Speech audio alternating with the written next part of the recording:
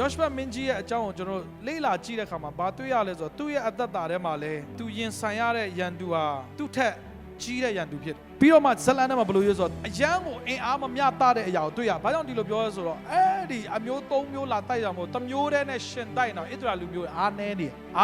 အချိန်ကာလဖြစ်ဒါပေမဲ့အဲ့ဒါကို၃မျိုးပေါင်းပြီးတော့မှလာတိုက်တယ်ခါလီကျရင်ကျွန်တော်တို့ရဲ့အသက်တာထဲမှာเนาะရန်သူတစ်မျိုးတည်းတိုက်တော့မှမနိုင်တဲ့အခြေအနေမျိုးရှိတဲ့အချိန်မှာ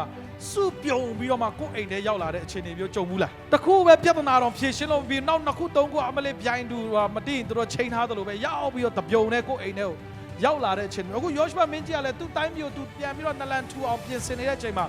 သူမရင်ဆိုင်ခြင်းတဲ့တိုက်ပွဲမျိုးသူ့ရဲ့အသက်တာထဲမှာရင်ဆိုင်လာရတာဖြစ်တယ်အဲ့လိုအခြေအနေမျိုးရင်ဆိုင်လာရကျွန်တော်ပြောပြစီဘုရားသခင်အဲ့ဒီထဲကနေတင့်ကိုလွတ်မြောက်ခြင်းပေးနိုင်တော်ဘုရားဖြစ်တယ်အာမင်ကျွန်တော်ရဲ့အသက်တာထဲမှာတိုက်ပွဲတွေရှိတယ်ချိုးတော်သူတွေရဲ့အသက်တာတိုက်ပွဲကမြင်ရတဲ့အရာရှိလို့ချိုးတော်သူတွေရဲ့အသက်တာရဲ့တိုက်ပွဲကဘယ်သူမှမမြင်ရပဲကိုယ်ရဲ့တယောက်တည်းရင်ဆိုင်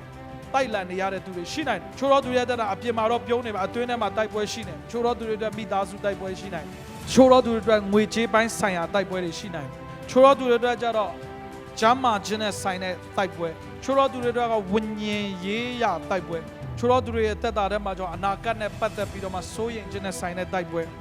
တင်းရဲ့အသက်တာထဲမှာပြဿနာကိုမဟုတ်ပဲနဲ့ဘုရားကိုကြည့်ဖို့ဒီကျမ်းစာလေးကိုတွေ့ရတယ်ဘလို့ရေးထားလဲဆိုတော့ဤအလုံးရင်းကိုအကျွန်ုပ်ဒီစီသားခြင်းကမတတ်နိုင်ပါအဘယ်တော့ပြုရမည်နည်းမသိပါ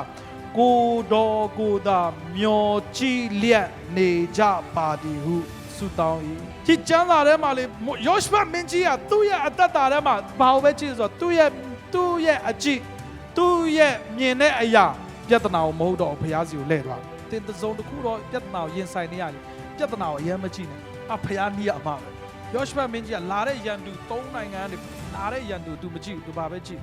ကိုတော်မျောကြည့်လျက်အဲ့လိုပြောလို့ယောရှုရန်သူကိုမမြင်ဘူးလားမဟုတ်မြင်တဲ့ရန်သူတော့လာတယ်ရန်သူကိုရင်ဆိုင်ဖို့မကြည့်ဘူး तू ဘုရားကိုကြည့်တယ်ဒါတင်းရတတ်တာပြဿနာကိုပဲကြည့်နေတင်ကြောက်ရွံ့လာရန်သူကိုပဲကြည့်နေတင်းရတတ်တာစိတ်ပြက်လာတင်ဘုရားကိုကြည့်တော့ယုံကြည်ခြင်းအားသက်လာမှာဖြစ်တယ်